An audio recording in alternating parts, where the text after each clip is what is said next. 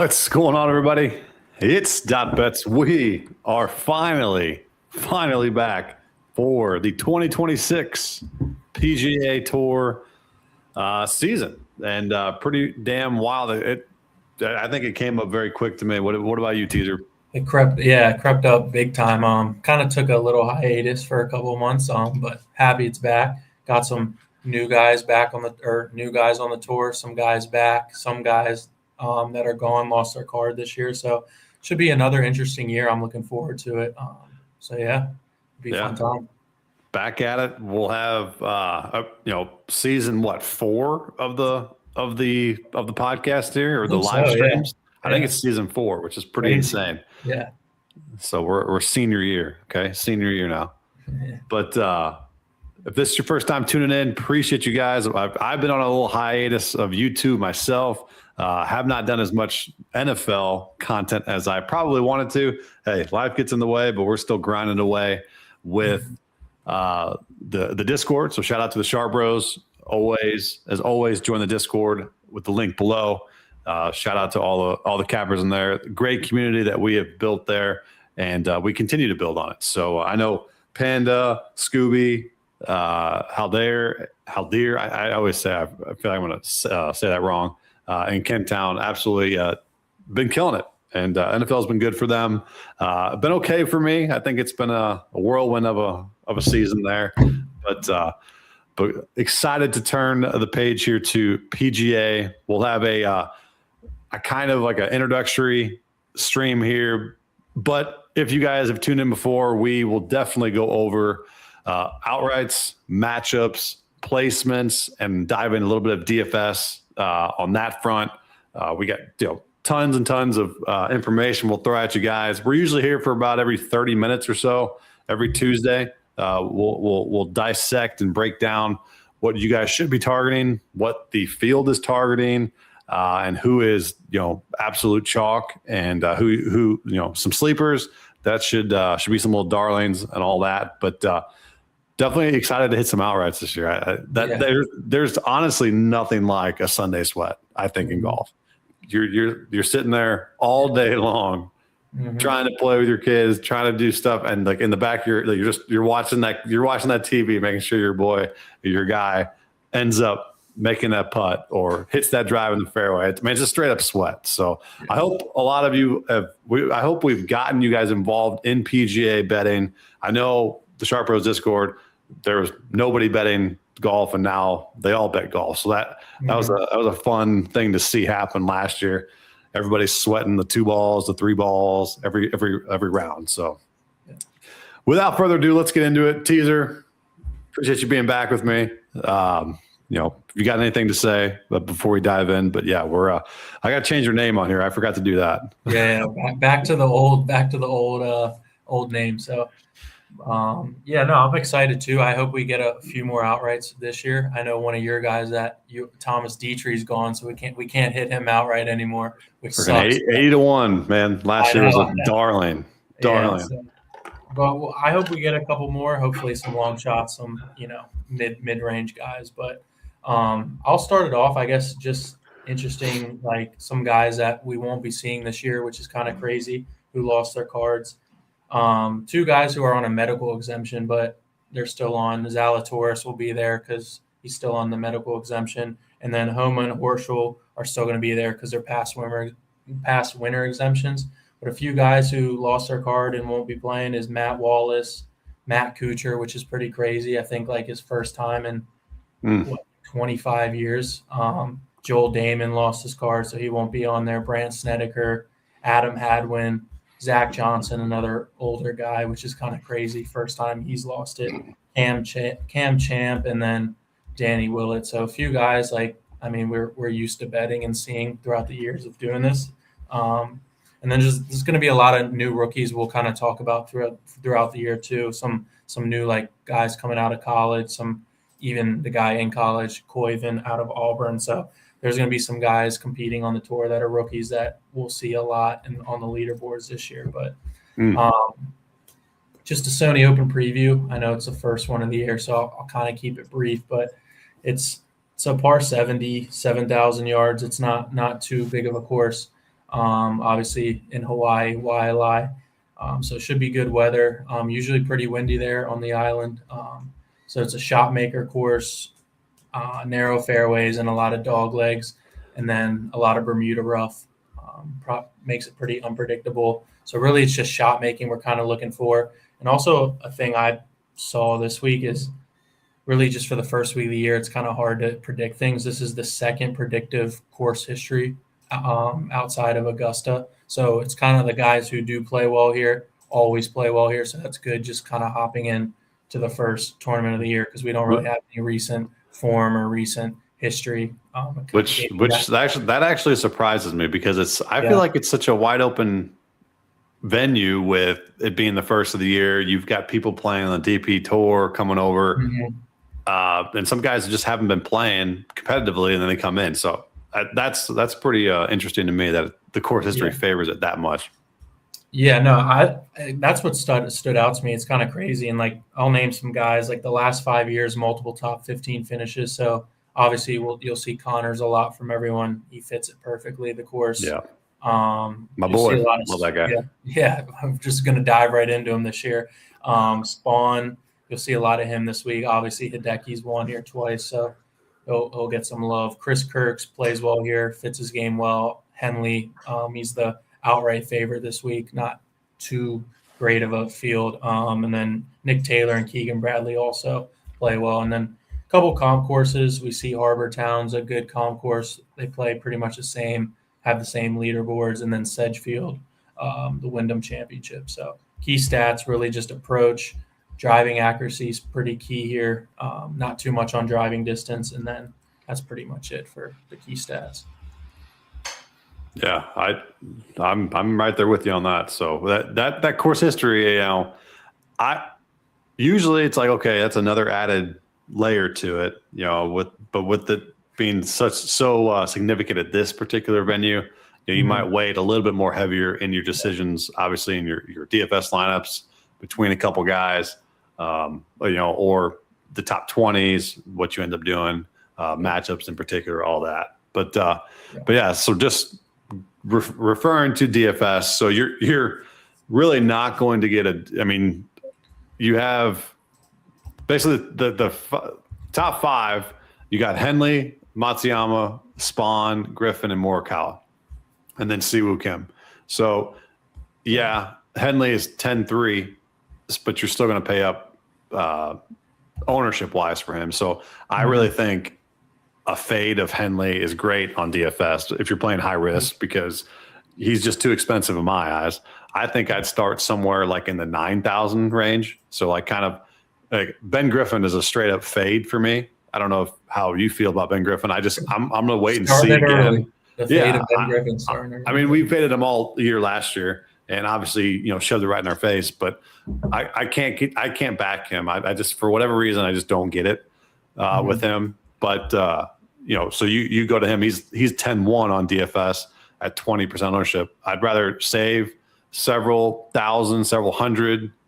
Start my card with Spawn or Harry Hall or Morikawa, someone like that in the 9,000 range, or Nick Taylor, who's got a good track record here at 9K. So it's just something like that. I think I'd stay away from the 10K range DFS wise and go maybe build towards your pillar build with 2 guys at the 9K range and kind of go from there. Because there are some sleepers down there that we can we'll get into a little bit later on that you can fill out your lineups with on that front. Anything placement wise that stands out to you currently? And placement wise, if you guys have not tuned in, placements are like top 40s, top 20s, top 10s, top 5s, and so forth. Outrights we will do at the end. We'll give out a couple that we're thinking of. All of our official plays will come out Wednesday, and then all my official plays are always in the Sharp Bros Discord. I know Teaser as well has his Discord going as well. So make sure you guys check us out all year long, all week long, for all of our picks. But this is a great way to, if you got questions throughout the week, throw them in the comments, recap last week, and so forth. But yeah, we are So yeah, we'll dive into some placements here. You got anything that pops off the board right off the bat for you? I mean, you kind of touched on the guy I did want to talk about, and that's Harry Hall. I think he's going to have a breakout year. I know he kind of came on the scene last year, but he's a great putter and chipper. He just has to figure out really the ball striking, and that's kind of, I mean, we see it's always opposite, right? Like everyone can ball strike, but they can't putt, and it's pretty much opposite with Harry Hall. So if he can just kind of figure out how to, work on his approach game a little more and tighten that up, I think he's going to get a win or two this year, like a big time win or something. So I probably would start the card there, going in the top 20 there on plus 140 with Harry Hall. He's plus 180 on FanDuel. Yeah, well, I use so another thing. If anyone's new, you do with ties. You do with ties. So I do including ties just because you get that like safety net. You don't need to be broken down into like 8 different ways. So that's something I do. I mean, either way. Well, that's smart. It's smart. Yeah, just so you don't have that broken down. And just so everybody knows, there's 2 different ones on FanDuel. So before ScamDuel gets you, there's 2 different ones. You make sure it says top X finish, including ties, or it says finishing positions. You want to make sure you do the including ties, as Teaser's talking about. So if anyone's new, like if say someone gets tied for 20th, right, and you did including ties, you get paid out fully. But if they're tied 20 with like 5 other dudes, they cut your winnings in half by 5. So it's like it really depends. Yeah. So it's just always better to be safer like that. But I probably would start the card with him. I also do like Corey Connors at plus 115, including ties. Like you were saying, I probably would stay away from Henley and Ben Griffin. I probably would, even for DFS, probably make some with Connors. I don't think he obviously wins because he, has trouble winning, but I think a top 10 is pretty safe to say he's going to do that this week. So I probably would, start my top 20 card with him at plus 115. And then just another guy I want to point out before you go ahead is Echeverria. This is more of just a recent form play because he played the whole fall swing and he got a 9th at the Bay Current Classic, 14th in Mexico, and then 46th and a 4th at the RSM Classic. So he's coming in with good form. I don't think he's played here before, last year he did get second. That playoff. Yep. Yeah, I remember now. So he played well last year. So he's coming in with good form. I know it's a couple of months off, but like he also has a T12 here. So that's a plus 170 there on him, which I like as well. Yeah, it's he's going to be a very popular name. I want to go look at his.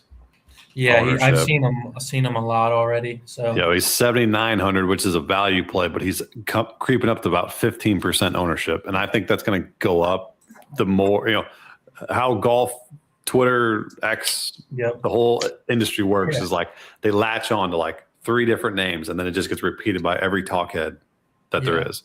And another name that you'll see is just based off that is Matt McCarty. Seen him so much already. Yeah. So those 2 guys will be. And then you go and fill out your lineup as you're putting them in, and you're like, I got to get to those guys because that's who Pat Mayo said. That's who this guy said. Yeah. It's like you don't have to do that, guys. You can play a little bit different. But a couple guys that stood out to me on the top 20 cards so far. I think Rico Hui. I think it's Hui. He is intriguing. Kitayama, even though as much as I hate that guy, I still think I think he's playing. I mean, last year was just like he was on fire for several weeks, like the best golfer in the freaking world. So he's intriguing to me if he's basically striping the ball off the tee. What do you think? So this is a kind of off topic, but what do you think about Spieth and Morikawa this year? Are they bouncing back? I think I'd rather be early on Morikawa this year. And I want to say like this would be a fine tournament to be kind of on him. He's got some value in the outright market. Right now he's like, I think he's minus 110 in the top 20. So you don't really like that. But if he ever got to like plus 100 or something like that, maybe you get to that. But I think Morikawa fits this course pretty well. And it's just back to hopefully he figures it out, and you're just kind of trusting that you're early on him. And what do you about and Spieth as well? No, I'll start with you. Name two guys I wanted to talk about also with Hoey and Good. Kitayama. He like Rico Hoey could be like a stud if he could learn how to putt too. Like we were on him a lot last year, and he Yep. could have won multiple like smaller tournaments if he didn't lose 4 strokes putting every tournament. But both those guys should bounce back. I think with Spieth, it's a little tougher just knowing like I don't know, just his injuries he's been through the past years and stuff like that. It's just I kind of want to see some form. I wouldn't be mad if I missed a couple things early on. But those guys, you with Spieth, obviously you want to see a lot of form with him. He kind of just pops at random times, so it's like I don't mind waiting to see how he does. Morikawa, I don't know. I want to see what he does. Like I prefer like a comeback from Cantley. I think that's more of a thing this year. But I don't know. Morikawa was tough. What do you think about him? I really don't know, honestly. I like Morikawa better than Spieth. I think you're spot on with Spieth there, saying you have to basically pick and choose your battles there, and you're gonna kind of notice Jordan's in form by watching him, Right.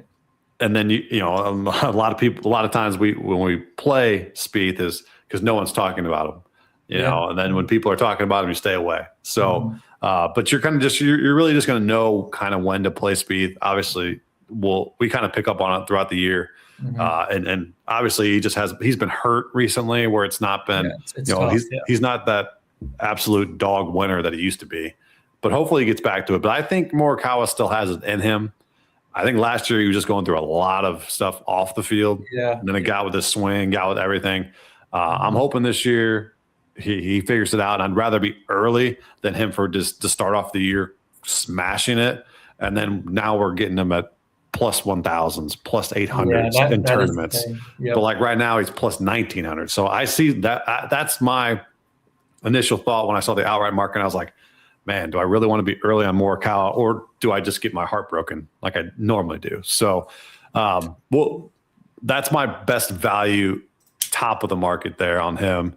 And if he ever slipped to plus 100 on top 20, that's a lock for me, I think. But minus 110, probably not. I'd probably go to Connors plus 105, Harry Hall plus 135, Nico plus 150, Nick Taylor plus 145, plays well here, Hoey plus 165. Even Keith Mitchell's another guy that, plus 180 is pretty good too. Yeah, another guy too is Chris Kirk. I think he's like plus 140, 150. I don't remember. But yeah, he's another guy. He has his few courses where you can kind of grab him and, you feel good about it. But I mean, he's had a third year 2 years ago, a tied second, 2 missed cuts, and then like top 10. So like this course really does fit him because it suits a guy who plays a draw. So he loves those dog legs, and he's a shorter hitter, so driving accuracy is key with him. And I mean, I always love to take like a plus 160 on Chris Kirk on a course he likes. So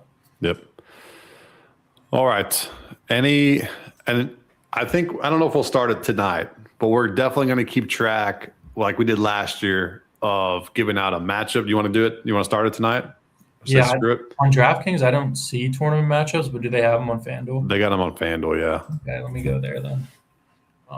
They're tournament matchups. They're not the greatest. There's not that much variety of it, but yeah. Do you like any long shots this week, or let's go back to that. Sorry, let me look at. You're talking about for top 20s, or even like outright top 20s. Yeah, like any just long shot names you like guys. One that's popping for me, it's supposed to be for DFS and betting markets and all that. Doug Gim, he's a terrible putter and he sucks at it, but if he does get hot, he's a pretty good ball striker, and he could get hot with the best of them. So I like him, 6,900 on DFS, sub 5% ownership. The other one, this guy's sneaky, man. I like Alex Smalley.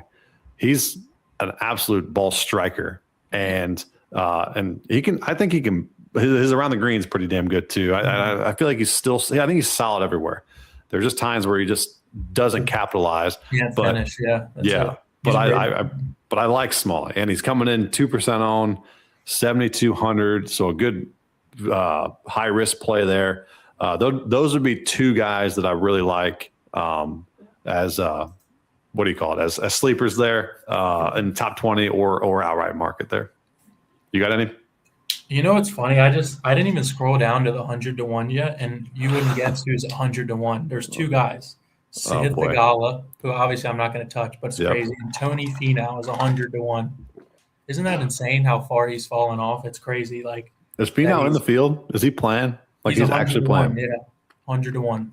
That's just not like a typo or something. That is not a typo. Tom Kim 100-1. Gary Woodland 100-1. It's just crazy that like. Did Finau like break a leg and he's playing on one foot? I have no idea. I mean, I wouldn't take him, but like it's crazy how like. I mean, 3 years ago he'd be like 10-1. I don't know what happened, but man, yeah. I mean, Theegala was hurt last year, and I think he's in for a bounce back spot this year. So he's a guy I think if you're early on, you could make a lot of money on. So. Yes. So we'll definitely have to keep our eye out on that. But all right, so those are a couple sleepers of mine. Let's get into some matchups before we talk about some outrights here real quick. So probably, man, this is probably chalk. What do you if you're going to be early on Morikawa, you might as well just take him in the outright or not outright. The matchup with Rob Mack, even though Rob Mack could probably just tear this course up all day long, but plus 100 against Rob Mack. If you're going to be early on, what do you call it? Morikawa, you might as well do that. Other one that I really thought with before seeing the odds, Harmon over Knapp, because Knapp, you don't have to be very long at this course. Knapp, phenomenal golfer. I was on him a ton last year, and I think he's due for some regression this year, especially at a course here where you don't have to be far and long. I think it's a good fade, but minus 138 or minus 130-ish for Brian Harmon is a joke. I'm not going to play that, but I do like that matchup. Any that stand out to you? They actually put them pretty good together. Like all the guys I like are paired together, which sucks. But yep. The two I actually do like the Morikawa one, like you said. Another one I think I'm leaning towards is probably where is he? It's going to be Harry Hall over McNeely, I think. You go. I lean that one. Harry Hall's. They're both 112s, so yep. Not a bad price on that. I mean, if I'm looking at all the other ones, they're kind of all evenly matched. Like I would love to take Connors, but I don't want to fade Nick Taylor at this course. Yep. Jordan Spieth, Adam Scott, don't want to really touch that. Don't want to touch that, yeah. Yeah, so it's either Chris Kirk over Keith Mitchell. I think I'm going to do Harry Hall over McNeely, and then you're going to do Morikawa one.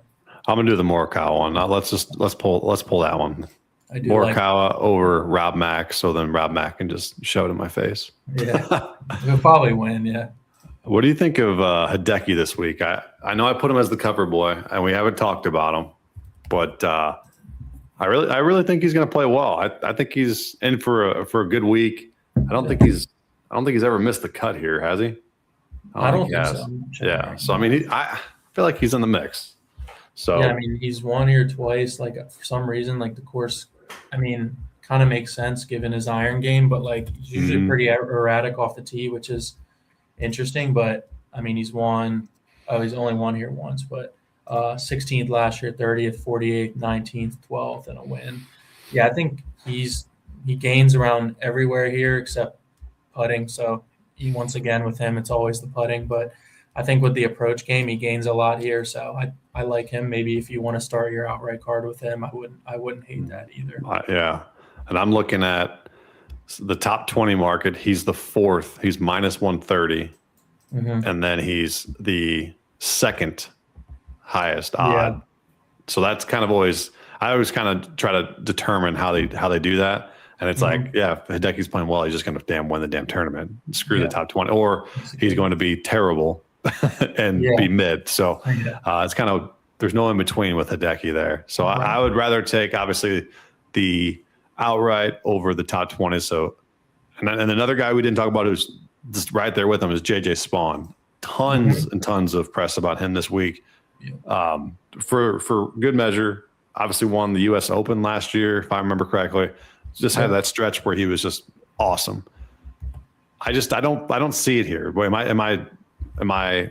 Is it just because I like to fade everybody that talks about people, or is there good merit to him playing well this week? I can double check. Well, he got third. Well, I mean, you're not wrong. He's gone, but to be fair with Spawn, it's kind of like you can't really look at his past because he's such a completely different player now. He's like a lot better than what he was. But he's gone cut, 12 cut third. So last year he got third. But I mean, he just kind of burst on the scene the last 2 years, so it's kind of hard to look back. But I mean, I don't hate a fade of him. I know he's been talked a lot as well, so I wouldn't hate that either. I think I'm going to stay away from Henley too. I never would take 11-1 on Henley, so that kind of sucks. They put him there, but that and 10-3 on DraftKings is just wild on DFS. So they've made Henley untouchable this week, in my opinion. You just really can't. So I'm either starting my card, either Hideki, Morikawa for outrights. If I go down a little bit further, you're probably going to get some love from Hall and Hui at 35-40-1. Taylor 40-1. I think Echeverria is not bad. I think you'll hear him a lot, but I don't. Yeah, you're just going to hear him a lot, but 33-1 isn't terrible. I'm just trying to think if there's somebody. I mean, there's a bunch of rookies that's getting locked. Kiefer. Kiefer's going to be good. He'll probably win Rookie of the Year, I think. Yeah. Is Ryden, Christopher Ryden, is he a rookie? Well. Yeah. So there's going to be a lot of like high rookies this year that'll be in those 50 ranges. But Yep. Going back to Smalley, 70-1. I don't know anybody down past 70-1 that you want to take a stab at. I know you talked about Tony Finau earlier. I wouldn't. Yeah, that was just shocked the number, but I wouldn't touch him. Honestly, if you want to scroll, this is just like this is why he's 130-1. But Austin Eckler, if I would personally do a first round leader on him, because that's where he excels, is just shoot like a 60 and get the first round lead. But that's a guy who can just like, if he can just lock in the putting, that guy can just like go off. So he's another one. I think he has some good course history here. And then even Luke Clanton at 130-1. I think people kind of fallen off the bandwagon there. So I think he's a good shot to, top 20, maybe even top 10. But what, just scrolling through this, what do you think of Denny McCarthy, 55-1? Hell of a short game, hell of a ball striker, one of the best putters on tour. At a ball striking clinic course like this, I think he's worth it. He hasn't missed a cut here as well, so should be in the mix. What do you think about Denny? I like him. With him, it's always good to take him top 20.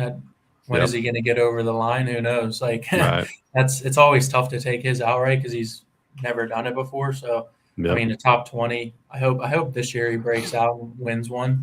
That would be kind of cool. So but top 20 is always good on him. He'll be in the mix and make a cut. So.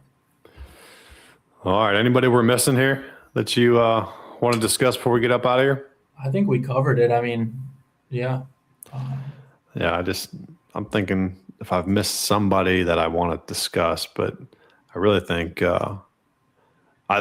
strong pillars. If you're on DFS, start your card with a couple 9K guys and go from there, and then just round it out. Round it out with this. The Denny McCarthy's, the good value plays. The Nick Taylors.